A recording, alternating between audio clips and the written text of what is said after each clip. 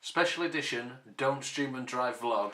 And we're going to talk about how these and these together can get you into all sorts of trouble.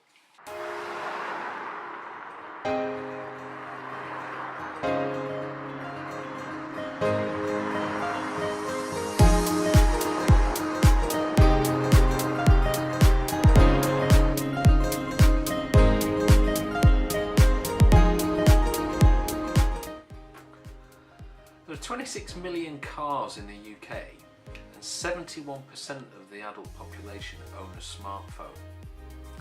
We all lead such busy lives these days that things that used to have to wait while we communicated a message can now be done instantly. Hands-free car kits and Bluetooth technology that have all speeded our pace of life forward and our ability to communicate faster and more efficiently. But by doing so, so many cars on the road, increasing by around about 600,000 every year. It's a staggering figure, and stands to reason that some of those people who are on the road with smartphones are going to be using them behind the wheel, and so we're compromising our safety in the name of efficiency and convenience.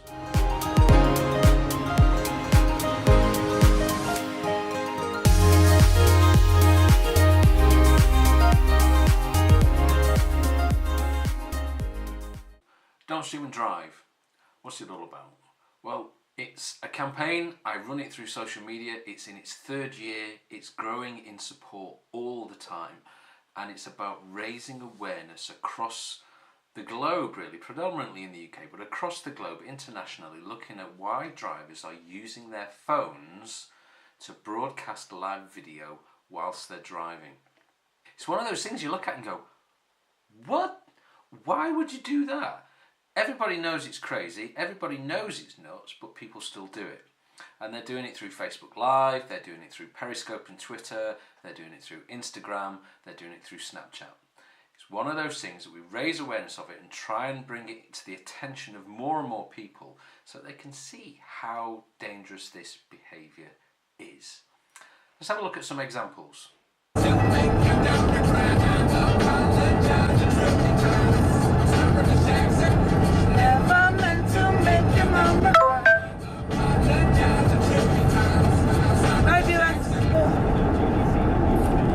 What are you all up to today? Are you at work? How to catch a predator? Are you a predator? I'm going to follow you. I'd like to know how to catch a predator. Hey, Christopher.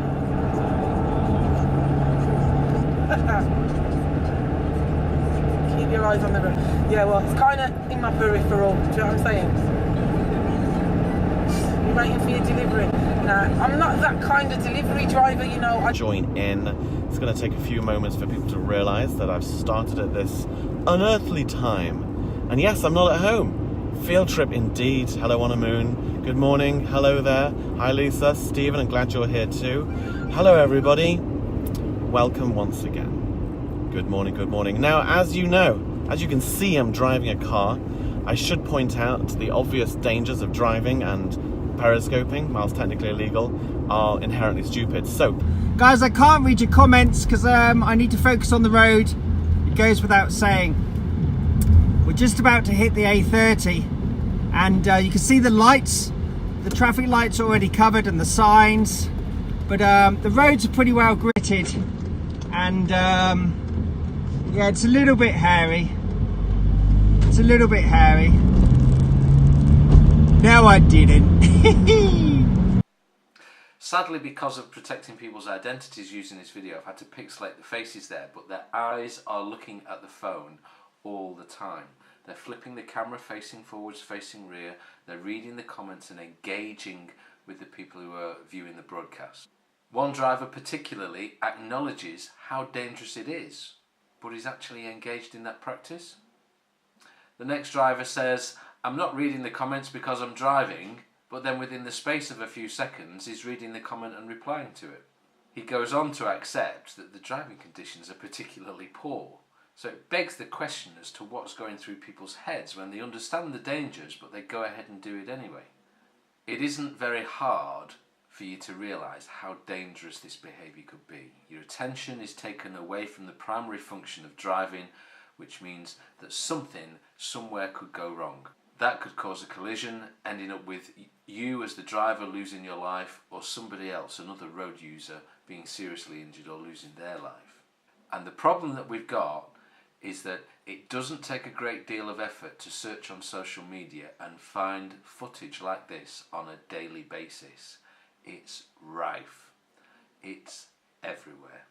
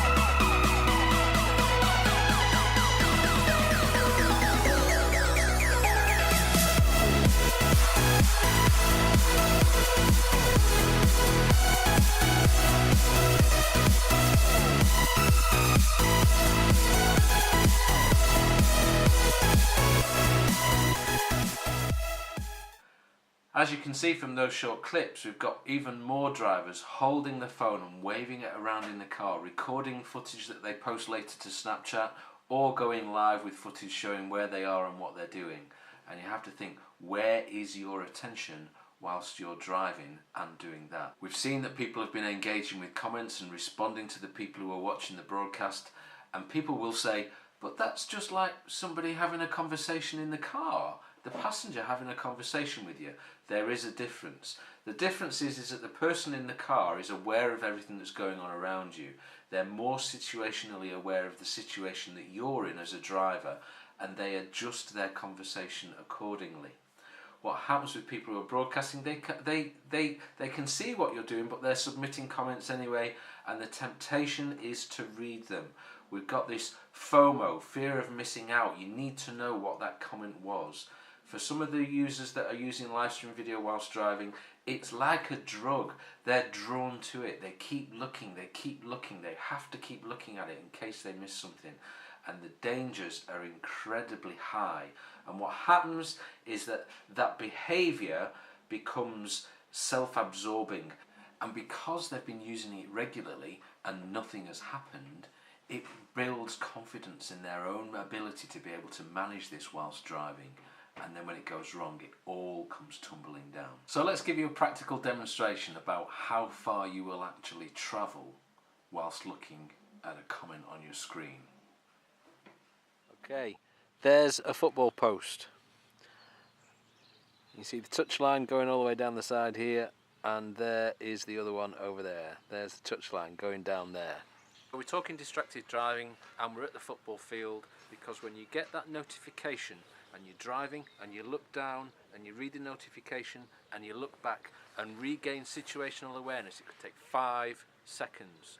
5 seconds isn't a long time, but at 40 miles an hour, that's the length of a football pitch, blindfolded. Just think about it, this far.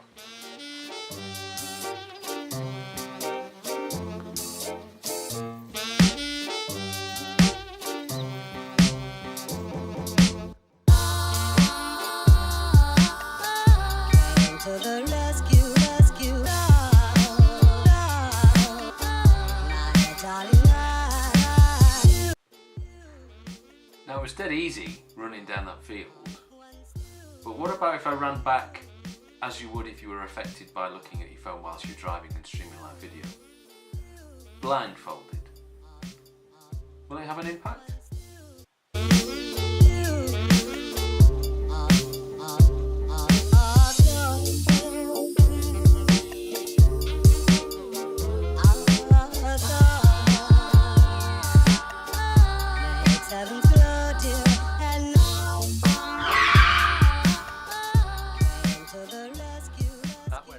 Okay, now you may look at that last video with the hand over and say, you know what, you're exaggerating, you're making a huge thing, and Nobody would go that far off track, even running blindfolded. But let's just think about how much cognitive load, how much load that your brain can take on and process and function correctly and still keep you safe whilst you're driving. So I'm going to do a really sort of simple but fairly crude demonstration. So we've got a kitchen roll tube here that says you're a safe driver. You're a safe driver. Okay, so into the safe driving environment we add your eye, hand and foot coordination, the process of driving, what you're actually doing. We then add your ability to maintain speed. Pop that into there as well, all going into your brain. Your brain can handle all of this. Then we add to it your directional control, your ability to stay in your lane and where you are and safe on the road. How about your observations? Let's add your observations into the mix. In they go. We'll also add peripheral vision, your sort of wider awareness of everything that's going on around you. So there we go. It's all in there. You are a safe driver. You're doing everything that you're supposed to be doing. But then along comes your mobile phone and your live streaming video. So your eyes are off the road, your focus is on the phone a little bit more than it should be. Potentially in some cases your eyes are focused on the phone more than they are on the road. But we add that into the mix. What happens? Because this is your brain, remember? This is how much your brain can handle. It's all in there, nice and tight, everything is safe. We add the phone and live streaming into the mix. Oh dear, your observations have just fallen out of the other end of the brain because it can't process all that information at the same time. So now your observations have gone. You didn't see that child. You didn't see that car that's screeching to a halt in front of you. You didn't see the red traffic light. Don't get me wrong, I think live streaming and live video is fantastic and it's a real new world for social media for us to get involved in, but there's a time and a place for it, and that time and a place is never behind the wheel of a car. So if you're going to live stream, why not do it from home, like here? Or here. Or here. Or here. Or here. Or here. Or here. I'm a great believer that the new road safety challenge that we're facing across the world is distracted driving, and streaming and driving is just one aspect of that whole area of danger on our roads. And I'd encourage you to get involved with the Don't Stream and Drive campaign, because we need to get awareness of this campaign and the dangers of streaming and driving out there now, nice and early. If you think about it, the drink drive campaigning that we've been doing for the last 50 years. 50 years, and yet some people are still drinking and driving. We need to get behind this now, early, and hopefully change people's behaviour and make them put the phone down and put it in the phone compartment or elsewhere, turn it off, whatever it is that works for them, that stops them from using their phone for any purpose whilst driving. Don't stream and drive. Thanks for watching the vlog. Take care. Catch you later.